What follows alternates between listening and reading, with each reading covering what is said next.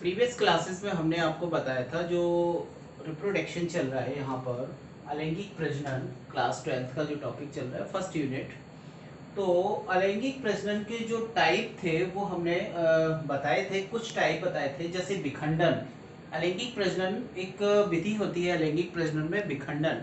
और ये जो विधि होती है, विखंडन की जो विधि होती है, किसी भी जीव का दो या दो से ज्यादा भागों में बट जाना यानी कि विखंडन हो जाना और उससे नया जीव तैयार होता है।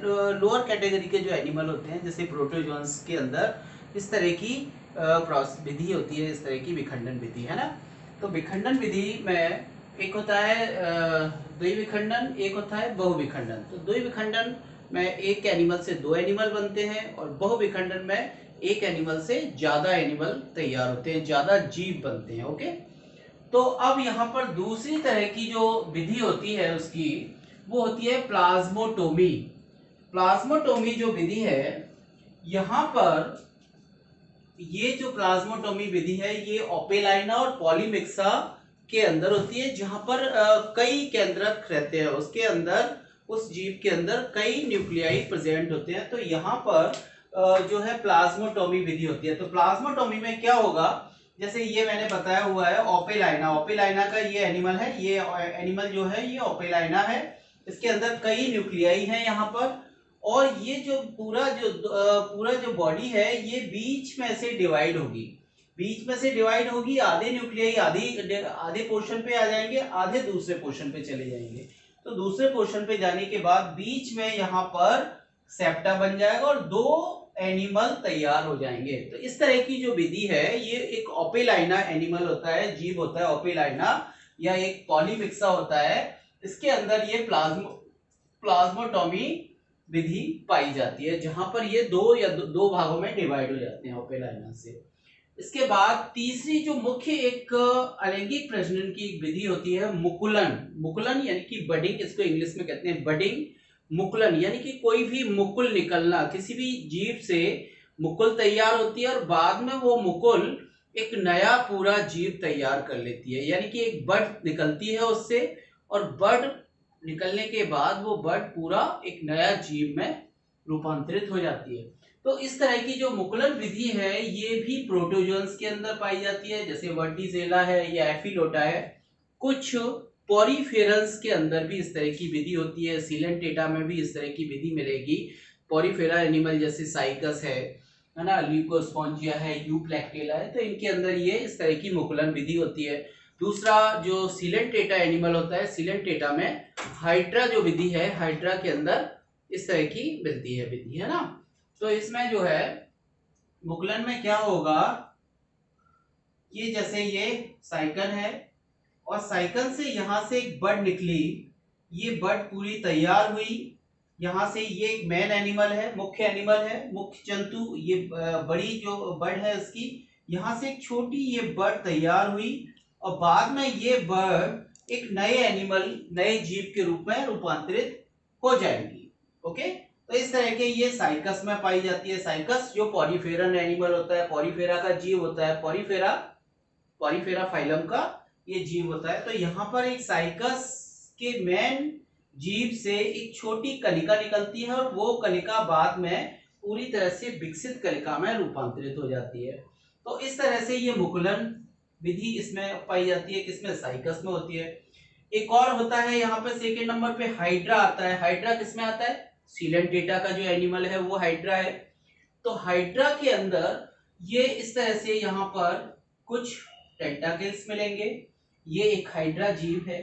बाद में इस हाइड्रा जीव से यहाँ पर एक उभारनुमा संरचना बनने लगेगी और ये जो उभारनुमा संरचना बनी हुई है ये बर्ड पूरी तरह से ये डेवलप होने लगेगी। यहाँ पर देखिए टेंटाकल भी आ गए ऊपर, और बाद में ये यहाँ से अलग हो जाएगा और अलग होने के बाद ये एक न्यू यंग हाइड्रा तैयार हो जाएगा। तो एक मैन हाइड्रा ये है, उसके बाद एक यंग हाइड्रा ये है, तो एक जीव से दूसरा जीव तैयार हो गया। तो इस तरह की जो विधि है ये भी क्या होता है, मुकुलन विधि के अंदर पाई जाती है, ये भी यहाँ पर मिलेगी। ऐसे एक फंगस जो कवक होते हैं, कवक के अंदर भी इस तरह की, ईस्ट के अंदर इस तरह की मुकुलन विधि के द्वारा रिप्रोडक्शन होता है, लैंगिक प्रजनन होता है। तो यहाँ पर ईस्ट है, इस ईस्ट सेल से यहाँ पर एक मुकुल तैयार हुई, बर्ड, बाद में ये बर्ड बड़ी होने लगी और उस बर्ड से कई बर्ड्स निकलने लगी और ये फिर एक पूरा माइसीलियम तैयार कर लेंगी। तो इस तरह की जो रिप्रोडक्शन होता है, प्रजनन होता है, अलैंगिक वृद्धि के द्वारा जो प्रजनन होता है, उसमें एक महत्वपूर्ण विधि है मुकुलन, है ना। तो मुकुलन जो विधि है वो प्रोटोजोआ में पाई जाती है, पॉरीफेरा में पाई जाती है, सीलेंटेटा में पाई जाती है। ओके, चलिए, तो इसके बाद हम आगे की विधि और देखते हैं। देखिए, इसमें आप लोग पूरा वीडियो जरूर देखिए, क्योंकि पूरा वीडियो आप देखेंगे तभी आपको पूरा समझ में आएगा। और आपने अगर चैनल सब्सक्राइब नहीं किया तो सब्सक्राइब भी कर लीजिए। ओके, अब हम इसके बाद नेक्स्ट विधि देखते हैं। इसके बाद आता है नेक्स्ट जो विधि है अलैंगिक प्रजनन की, वो होती है खंडी भवन या पुनरुद्ध भवन। इसको इंग्लिश में कहते हैं रीजेनरेशन, है ना। पुनरुद्ध भवन, पुनरुद्ध भवन में क्या होगा कि किसी भी जीव से नया जीव तैयार हो जाना। यदि वो टूट जाता है बीच में से, किसी कारणवश, दुर्घटनावश बीच में से अलग अलग हो जाता है, तो उससे दोनों जीव तैयार हो जाएंगे। आपने देखा होगा जैसे कोई छिपकली होती है तो उसकी पूंछ टूट जाती है और कुछ समय के बाद वो फिर से रीजेनरेट हो जाती है, मतलब उसकी पूंछ दोबारा आ जाती है। जो छिपकली होगी उसकी पूंछ तो दोबारा आ जाएगी, लेकिन जो पूंछ वाला भाग होगा उससे छिपकली नहीं आएगी, समझ रहे हो ना। लेकिन यहाँ पे क्या होगा, इस विधि के द्वारा क्या होगा कि दो भागों में डिवाइड हो गया। कोई भी जीव है, दो या दो से ज्यादा भागों में डिवाइड हो जाता है, तो उसके द्वारा फिर पूरा पूरा भाग नया तैयार हो जाता है। जैसे इस तरह की जो विधि है वो प्लेन एरिया के अंदर होती है। प्लेन एरिया, तो प्लेन एरिया हाइड्रा या कुछ इकाइनोडर्मेट जो जीव होते हैं, इकाइनोडर्मेट के जीव होते हैं, उनके अंदर इस तरह की विधि के द्वारा अलैंगिक प्रजनन होता है। यहाँ पे क्या होगा, ये मैंने एक प्लेन एरिया का डायग्राम बनाया हुआ है। इस तरह का एक ये प्लेन एरिया जीव है। अब हमने इसको किसी चाकू से तीन भागों में डिवाइड कर दिया। इनका नाम भी दे दिया मैंने, ए, बी और सी, तीन भागों में डिवाइड कर दिया। तो एक भाग ये हो गया, दूसरा ये हो गया और तीसरा ये हो गया, ए बी सी। ओके, कुछ समय के बाद क्या होगा, ये जो ऊपर वाला टॉप वाला जो पोर्शन है ए, ये नीचे वाले पोर्शन को तैयार कर लेगा।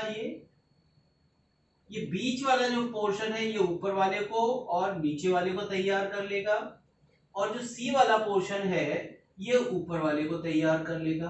तो इस तरह से एक जीव से तीन जीव बन गए, और ये वाली जो प्रोसेस होती है उसको हम कहते हैं रीजेनरेशन या पुनरुद्ध भवन। प्लेन एरिया के अंदर इस तरह की होती है। क्लियर। नेक्स्ट आता है इसके बाद स्पोर जनन, है ना। स्पोर जनन या स्पोर के द्वारा इस तरह का जो बीजाणु जनन, उसको हम कहते हैं बीजाणु जनन या स्पोर जनन, स्पोर फॉर्मेशन। तो इसमें क्या होगा, जैसे छोटे छोटे अलग अलग साइज के, अलग अलग तरह के कुछ स्पोर्स बनेंगे। कुछ जो जीव होंगे, कुछ प्लांट होंगे, उनके अंदर वो स्पोर बनेंगे, कुछ बीजाणु बनेंगे। बाद में वो बीजाणु बाहर निकल कर जर्मिनेट होंगे और जर्मिनेट होकर नया जीव तैयार कर लेंगे।